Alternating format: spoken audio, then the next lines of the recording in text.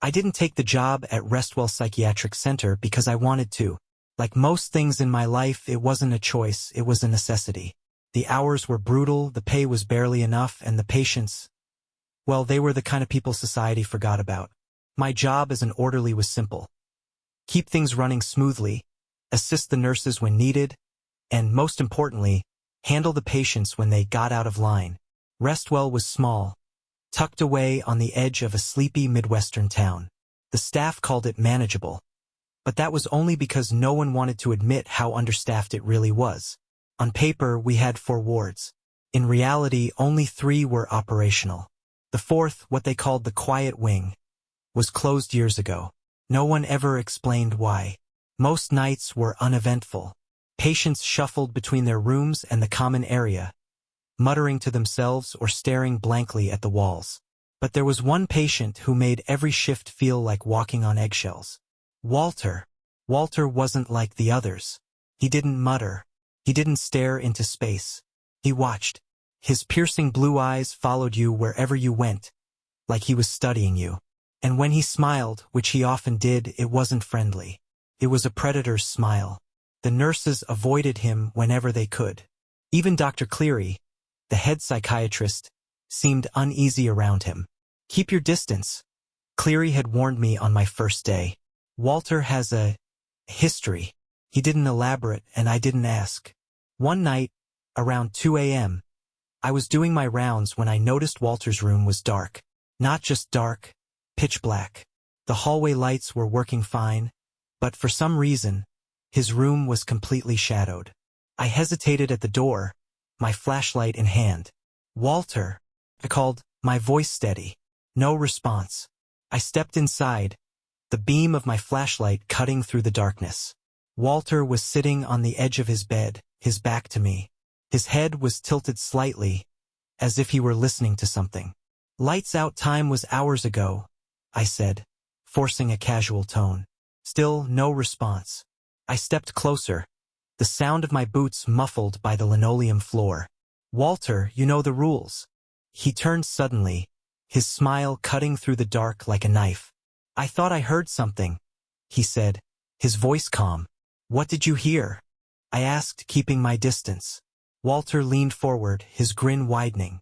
"It's not what, it's who." A chill ran down my spine. "What are you talking about?" I asked, my voice sharper than I intended. Walter's smile faded, replaced by an expression I couldn't quite read.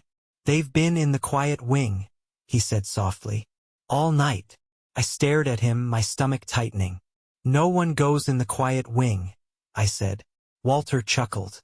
"Maybe they don't, but they always come out." I didn't respond. Instead, I left the room, the hairs on the back of my neck standing on end as I closed the door behind me. By the time I reached the nurse's station, the unease had settled into full-blown dread. I found Linda, the night nurse, flipping through a magazine. "Walter's acting weird," I said, leaning on the counter. Linda snorted. "He's always weird." "No, I mean weirder." I hesitated, then added, "He said something about the quiet wing." Linda's face fell. "Don't joke about that," she said, her voice low. "I'm not joking." She glanced toward the hallway, lowering her voice. "They closed that wing for a reason," she said. "And it's not because they ran out of funding." "What reason?" I asked, my stomach twisting. Linda hesitated, then leaned closer. 3 years ago, a patient went missing," she whispered. "He was dangerous, violent. One night he just disappeared. No one ever saw him again." I frowned. "What does that have to do with the quiet wing?" Linda's expression darkened. "His room was there," she said. "And Walter? He used to share it." I stared at her, my mind racing. Walter and this missing patient, were they connected? Was he messing with me? I didn't know. But I couldn't shake the feeling that Walter's words weren't just some twisted joke. As I turned to leave the nurse's station, the lights flickered overhead. From somewhere deep in the hospital, a sound echoed through the halls. It was faint, but unmistakable. Laughter. And it was coming from the quiet wing. The laughter echoed through the empty halls, faint but deliberate, like it wanted to be heard. I turned to Linda, hoping for some kind of reassurance, but her face had gone pale. "Did you hear that?" I asked, my voice low. She nodded slowly. "It's probably just the pipes," she said, but the tremble in her voice betrayed her. We both knew it wasn't the pipes. I made my next rounds in a haze, my thoughts circling back to the quiet wing. Walter's words. The missing patient. The laughter. It didn't make sense, and the more I thought about it, the less I wanted to. But something kept pulling me back. At 3 a.m., the halls were as silent as the grave. I made my way to the maintenance closet to grab a mop for the common area, my flashlight beam bouncing off the peeling walls. As I opened the door, something caught my eye. A small, worn key hanging from a hook labeled Q-Wing. The quiet wing. My pulse quickened as I stared at it, the air in the closet suddenly feeling heavier. I knew I should walk away, but instead, I grabbed the key and slipped it into my pocket. The thought of going to the quiet wing lingered in the back of my mind for the next hour, gnawing at me like an itch I couldn't scratch. By 4 a.m., I couldn't take it anymore. I found myself standing in front of the heavy metal door that separated the quiet wing from the rest of the hospital. The air was colder here, the kind of cold that seeped into your bones. My hand shook as I slid the key into the lock, the faint click echoing down the empty hallway. The door creaked open, revealing a long, dimly lit corridor. The tiles were cracked, the walls covered in faint scratches, as if someone had clawed at them in desperation. The air smelled stale, like mildew and old wood. As I stepped inside, the door swung shut behind me with a loud clang. The sound echoed through the corridor, and for a moment, I regretted everything.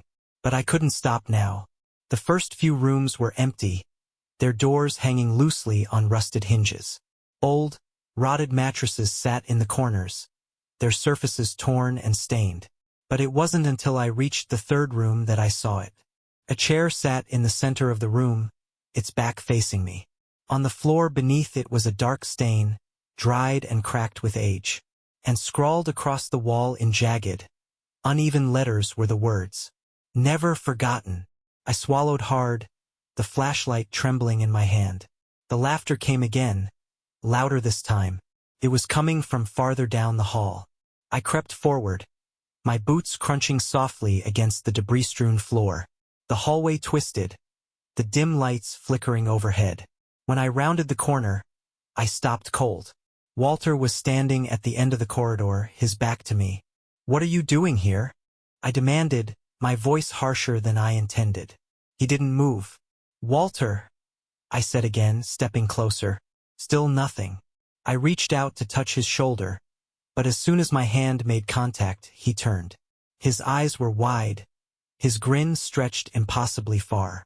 "You shouldn't have come here," he whispered, his voice trembling with something I couldn't place. Fear, maybe. "What are you talking about?" I asked, stepping back.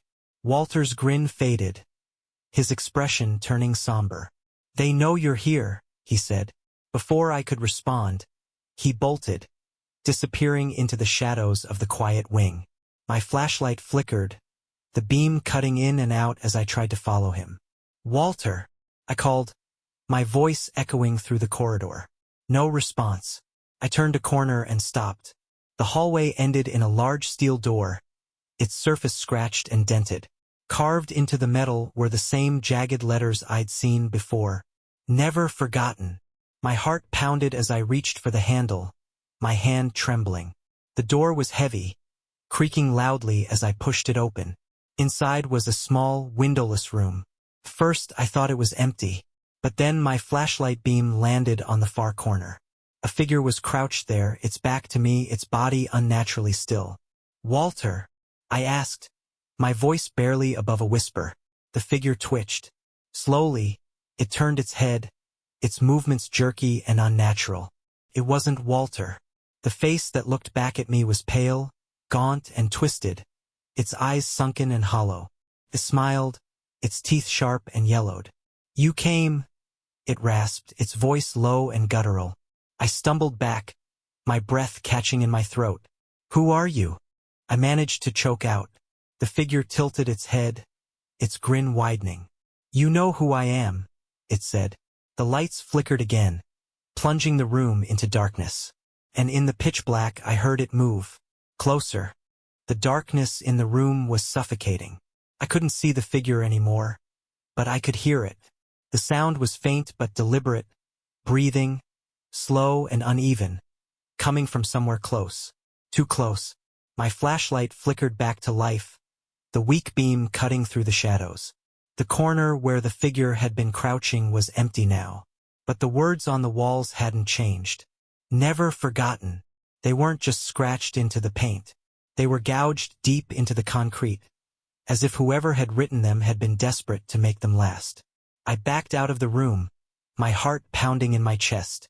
The hallway stretched out before me, dim and lifeless. But something was different now. The air smelled stronger, fouler, like rotting flesh and decay. And the laughter, it was everywhere. I started walking, my flashlight scanning the walls. The scratches were getting worse. Lines, symbols, words carved into every surface. Some were names written over and over until the letters blurred together. Others were crude drawings of faces, their expressions twisted in pain. The smell grew stronger as I rounded the next corner. That's when I saw the door. It was slightly ajar, a faint light spilling out into the hallway. My instincts screamed at me to turn back, but my legs kept moving. I pushed the door open and stepped inside. The room was unlike the others. The walls were covered in chains, some hanging loosely, others bolted tightly around strange, human-shaped bundles of fabric. The bundles weren't moving, but the air around them felt heavy, as if the room itself was alive. In the center of the room was a single chair, its surface slick with something dark and sticky. Blood. The floor was stained, the dried streaks leading toward a drain in the center of the room. My stomach churned, the bile rising in my throat. I was about to leave when I heard it. A soft, wet sound, like something dragging across the floor. I turned slowly, my flashlight shaking in my hand. In the corner of the room was a man. At least I thought it was a man. His skin was pale and stretched tightly over his bones, his eyes wide and unblinking. He was crouched over one of the bundles, his fingers digging into the fabric. He looked up at me, his mouth twisting into a grotesque smile. "You shouldn't be here," he said, his voice raspy and uneven. I stepped back, my stomach twisting as the stench of him hit me full force. "What are you doing?" I stammered, my eyes locked on his hands. The man laughed, the sound low and guttural. "I'm feeding them," he said simply. Before I could respond, he grabbed the bundle and ripped it open. I barely had time to register what I was looking at before I turned and vomited.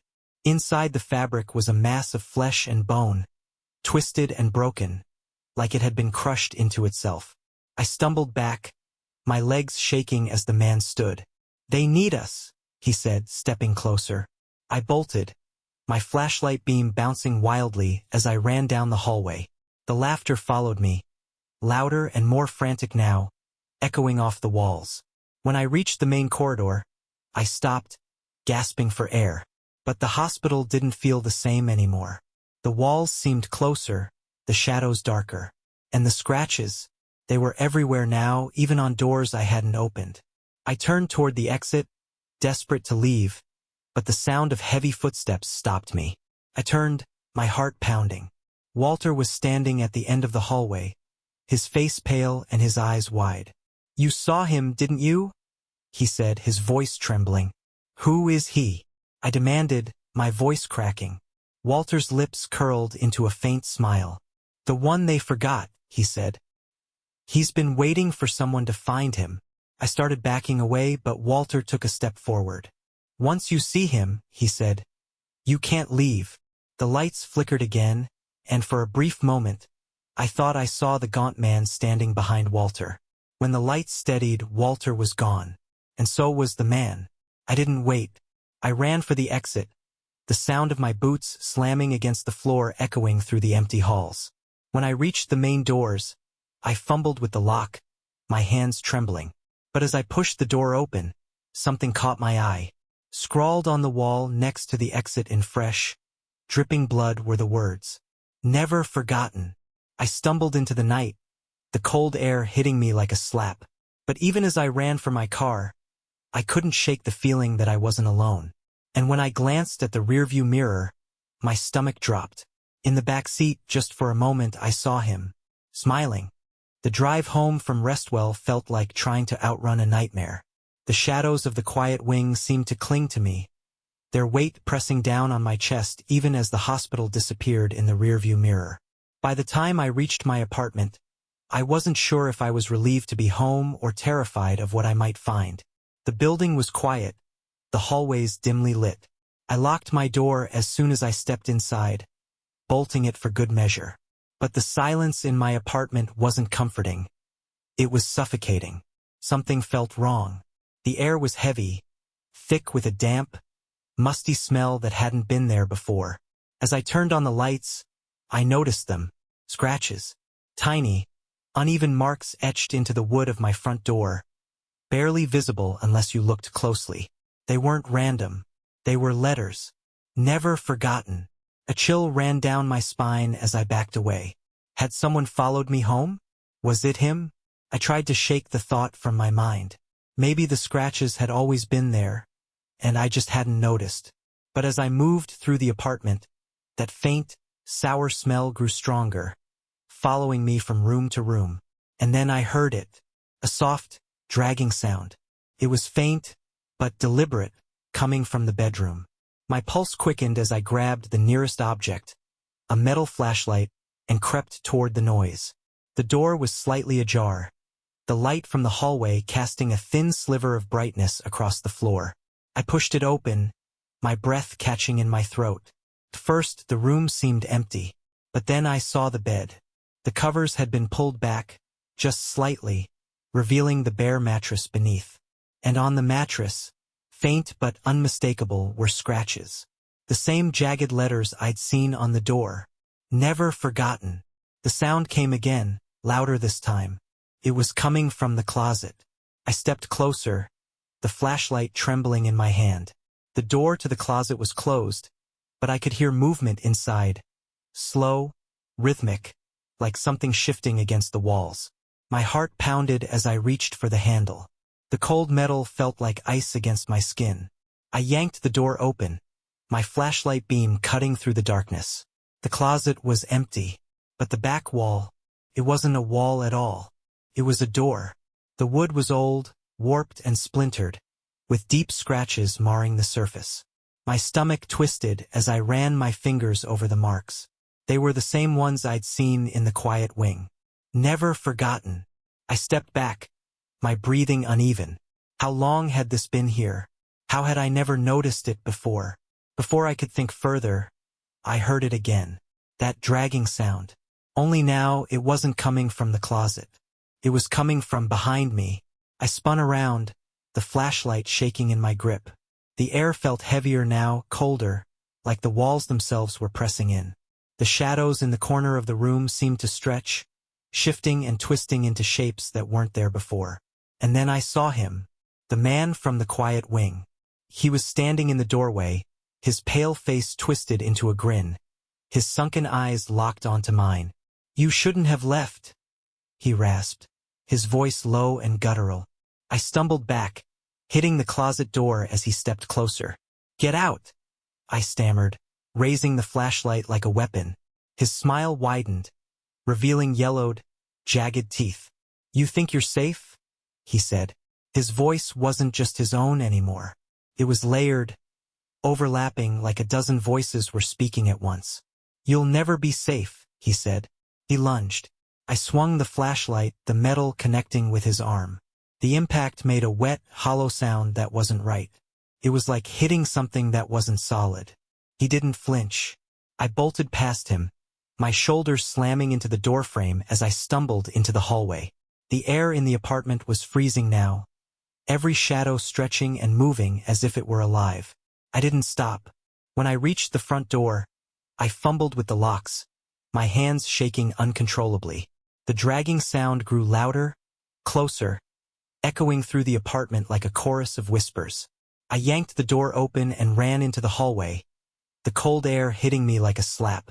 I didn't stop running until I was outside, the dim glow of the streetlights the only comfort in the night. But even as I stood there, gasping for air, I couldn't shake the feeling that I wasn't alone. I turned, my eyes scanning the empty street, and that's when I saw it. In the window of my apartment, barely visible through the curtains, was a figure. It was him, watching, smiling. I backed away, my chest tightening as the shadows in the window shifted. And then, just as suddenly as he appeared, he was gone. But the words on the glass remained, scratched into the fog of my breath. Never forgotten. I don't know why I went back to Restwell. It wasn't rational. Maybe I thought I could confront whatever it was that had followed me. Or maybe I just wanted to prove to myself that it wasn't real. But as I stood outside the building, staring up at its dark windows, I realized I had made a mistake. The main door creaked as I pushed it open, the familiar smell of mildew and bleach hitting me like a wave. The halls were eerily quiet, every sound I made amplified by the oppressive silence. I moved toward the quiet wing, my flashlight trembling in my hand. The air grew colder with each step, the dim lights overhead flickering weakly. The door to the quiet wing was still open. It swung slightly on its hinges, the faint movement making my stomach churn. I stepped inside, the beam of my flashlight cutting through the darkness. The first few rooms were empty, just as I had left them. But the deeper I went, the stronger the smell became. That same foul, sour stench. When I reached the room with the chair, I stopped. The bloodstains on the floor looked fresher now, as if they'd been disturbed. On the wall, the words "never forgotten" were smeared with something darker than paint. I turned away, my breath quickening. That's when I heard the sound. It wasn't laughter this time. It was breathing. Slow, deliberate, and uneven, coming from somewhere deeper in the wing. I followed it, my flashlight beam shaking as I moved. At the end of the corridor was a door I hadn't seen before. It was slightly ajar, the faint light from inside casting long shadows across the hall. I pushed it open, the hinges groaning loudly. The room was small, windowless, and bare, except for a single mattress on the floor. Sitting on the mattress, hunched over with his back to me, was a man. "Walter," I called, my voice barely above a whisper. The man didn't respond. "Walter," I said again, stepping closer. He turned slowly, his movements stiff and unnatural. But it wasn't Walter. The man's face was gaunt, his skin pale and stretched tightly over his bones. His eyes locked onto mine, and for a moment, neither of us moved. Then he smiled. It wasn't a friendly smile. It was sharp, predatory, and filled with something I couldn't quite place. Something that made my stomach twist. "You came back," he said, his voice rasping like he hadn't spoken in years. I stepped back, gripping the flashlight tightly. "What are you doing here?" I demanded. He tilted his head, his grin widening. "You opened the door," he said simply. "You let us out." The air in the room felt heavier now, the cold pressing against my skin. I took another step back, my heart pounding. "Who are you?" I asked. The man's expression didn't change. "We've always been here," he said softly. I didn't wait to hear more. I turned and bolted out of the room, my boots slamming against the tile as I ran. The hallway twisted around me, the lights overhead flickering violently. I reached the main corridor, my breath coming in ragged gasps. But the building wasn't the same anymore. The scratches were everywhere now, carved deep into the walls and doors. They weren't just words, they were names. Hundreds of them, overlapping and chaotic, as if they'd been etched in desperation. And among them I saw my own name. I stumbled back, my chest tightening as the air grew colder. The sound of footsteps echoed behind me, heavy and deliberate. I didn't look back. Couldn't. When I finally reached the exit, I slammed into the door, fumbling with the lock. My hands trembled as I yanked it open, the cold night air hitting me like a slap. I ran to my car, my legs barely able to carry me. The drive home was a blur, my thoughts racing. By the time I reached my apartment, the exhaustion had set in. I locked the door behind me, bolting it for good measure, and sank onto the couch, my body trembling. The silence in the apartment was deafening. every creak of the floorboards sending a jolt of fear through me.